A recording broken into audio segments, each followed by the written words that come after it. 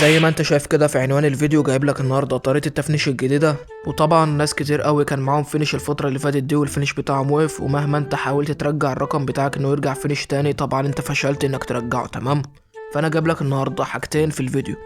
هشرح طريقه الفينش الجديده وهشرح لك ازاي ترجع الفينش بتاعك. تمام، طبعا زي ما احنا متعودين نروح على الانترو ونرجع على الشرح على طول.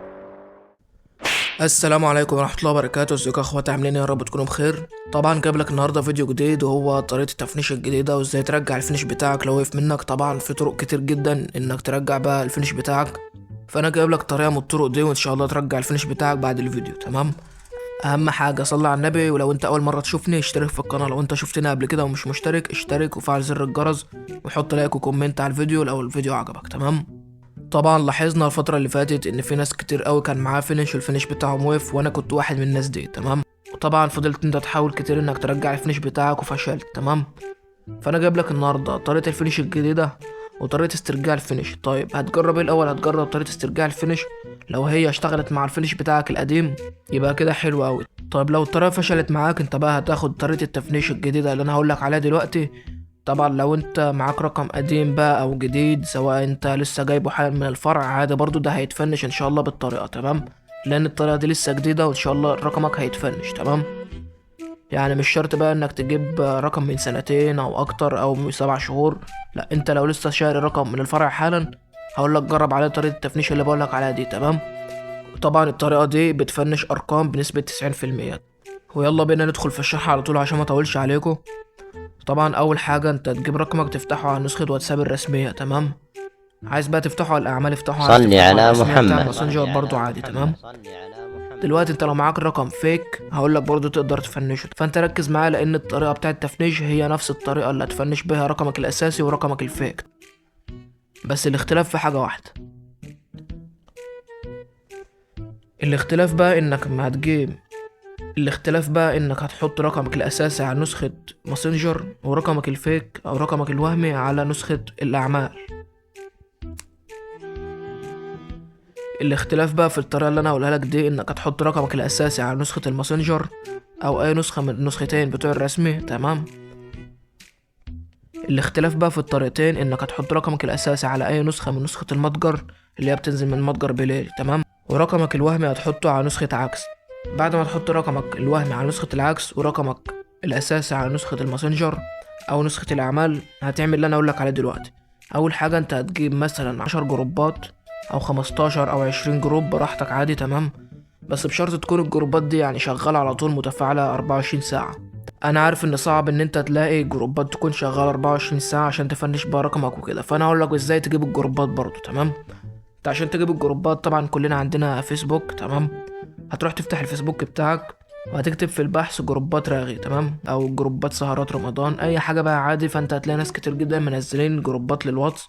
هتدخل بقى في الجروبات اللي هتقابلك. تمام، اي جروب بيقابلك ادخل فيها تلاقيهم عمالين بيرغوا مش مبطلين اصلا. هنفترض دلوقتي ان انت اشتركت في 10 جروبات متفاعلين. تمام، بعد ما تشترك طبعا انت كل ما تزود في الجروبات ده يبقى افضل لك انت. تمام، ده انت كده بتقوي الفينش اكتر وبتسرع ان الفينش بتاعك يشتغل. تمام، وانا عارف ان في ناس كتير جدا معاهم ارقام بيجوا يفتحوها بيتطير معاهم رقم واحد بعد كده ما بيطيرش تاني خالص. تمام، فانا بقولك طريقة التفنيش عشان تفنش بقى الرقم، تخليه بدل ما هو يطير رقم ويقف تخليه يطير ملايين الارقام. تمام، دلوقتي بعد ما دخلت في 10 جروبات متفاعلة هتمسح النسخة خالص. تمام، هتعمل لها الغاء تثبيت. بعد ما تمسح النسخة هتسيب رقمك بره النسخة خالص لمدة يومين 2 بالظبط. تمام، بعد اليومين هتنزل نسخة الواتس تاني وتفتح عليها رقمك. عايز تفتحه على نسخة الأعمال افتحه عادي، عايز تفتحه على الماسنجر برضه افتحه عادي، مش هيضرك في أي حاجة. تمام، أول ما تفتح نسختك تاني وتدخل عليها الرقم بعد اليومين هتلاقي إن في رسائل كتير جدا جايالك من الجروبات اللي أنت مشترك فيها لأنك ما فتحتش بالك يومين، فهيجيلك كل الرسائل اللي هي فاتتك من يومين ديت. تمام، فالرسائل اول ما تجيلك ورقمك يستقر هتستنى ساعتين بالظبط على النسخة. تمام، بعد ما يعدي ساعتين هتروح تعمل جروب جديد من رقم الفينش بتاعك وتضيف فيه اي رقم تاني معاك، لو عندك مثلا رقمين ضيف رقمك التاني لو عندك رقم وهمي ضيفه برضه في الجروب، تمام. وفي حاجة هنا بقى عايز اقولها لك، اللي هي التركة بتاع الموضوع، انك هتضيف كل الارقام بتاعتك، تمام. لو انت مثلا معاك 5 ارقام ضيفها في الجروب اللي انت هتعمله جديد، تمام. هقول لك انا ليه دلوقتي. بعد ما تضيف بقى كل ارقامك في الجروب، طبعا الارقام دي لازم تكون معاك على التليفون عشان تبعت منها لنفسك، تمام. بعد ما تعمل الجروب هتقوم انت داخل على الصورة، تمام. انت ثواني كده اوريلك.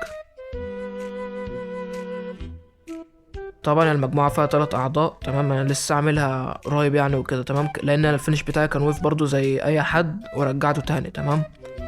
طيب بعد ما تعمل الجروب هتحط طبعا الصورة بتاعت واتساب على البروفايل، وهتيجي على الوصف تقوم انت كاتب اي حاجة، تمام. هنفترض مثلا نكتب كده. دلوقتي مفيش نت، تمام. المهم ان انت ما تسيبش الوصف فاضي، تمام. بعد ما تعمل كده هتاخد البند اللي انا كنت سايبه الفيديو اللي فات، اللي هو البند ده، لان البند ده بيطير ارقام فتح اعمال، حتى لو رقم حذف برضه بيطيره. بعد ما تعمل الجروب هتستنى كمان ساعة، تمام. انا عارف ان انت مستعجل وعايز تطير ارقام بسرعة، تمام.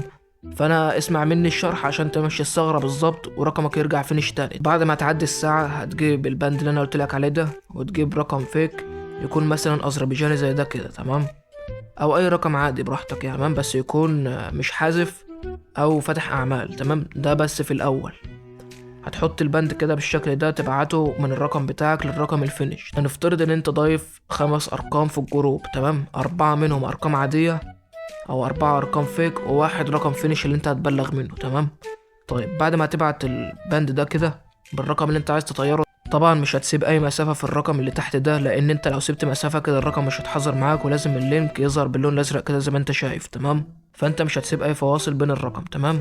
هتاخد البند بقى بتاعك تبعته من الاربع ارقام اللي انت ضايفهم في الجروب معاك، وهتروح على رقمك الفينش تعمل ابلاغ على كل رقم جالك منه بند، تمام. يعني انت ضايف 4 ارقام في الجروب بجانب رقمك الفينش، يعني معاك 5 ارقام في الجروب. هتنسخ البند ويكون فيه طبعا الرقم اللي انت عايز تطيره، وتروح على ال4 ارقام اللي انت ضايفهم معاك وتبعت البند من كل رقم في الجروب ده، تمام. هتروح على اول رقم تنسخ البند وتبعته في الجروب، وتروح على التاني والتالت والرابع وتبعت البند 4 مرات كده. انت بعت البند 4 مرات من 4 ارقام مختلفة، تمام. هتروح بقى على رقمك الفينش تعمل ابلاغ على كل بند، يعني انت كده هتعمل 4 ابلاغات على كل بند، تمام. بعد ما تعمل ابلاغ على كل بند هتطلع تلاقي الرقم طار معاك، تمام. كده يبقى هي ديت الثغرة بتاعت الفينش الجديدة. طبعا انت لو بعت من رقم واحد مش شرط تبعت من ال4 ارقام، بس انا بقولك الطريقة دي لان انت لو رقمك ضعيف تبعته من ال4 ارقام وتبلغ على كل بند. ده بس في بداية الثغرة كده. وبعد كده بقى عايز تبعت من رقم واحد عادي برضو، هي دي الطريقة بتاعت التفنيش الجديدة، بس بشرط طبعا تضيف رقمك في جروبات زي ما انا قلت في الاول، وتسيب الرقم ممسوح بره النسخة خالص لمدة يومين. بالنسبة بقى للثغرة اللي بترجع الفينش بتاعك ديت هنخليها في جزء تاني، لان كده الفيديو طول معانا قوي، تمام. بس انا على الاقل اديتلك دلوقتي طريقة التفنيش الجديدة، جربها على الرقم بتاعك اللي هو وقف وان شاء الله تشتغل معاه. بس زي ما بقولك برضو جرب الطريقة ديت على رقم فيك وعلى رقم اساسي. طبعا الرقم الفيك مش هتمسح النسخة لانه كده هيضيع منك، تمام. الرقم الفيك انت هتشغل زرار العكس وتسيبه يومين برضو نفس التاني بالظبط، وبعد يومين هتقفل زرار العكس ويشتغل فينش معاك طبيعي جدا. وان شاء الله استنوا الجزء التاني بتاع طريقة استرجاع الفينش على القناة بتاعتي. بس عايز اشوف بقى تقدير على الفيديو ده، لان انا لو لقيت تقدير ان شاء الله انزل لكم كل ثغرات الفينش اول باول. وبس كده يا اخواتي، اشوف وشكم على خير الفيديو الجاي، سلام.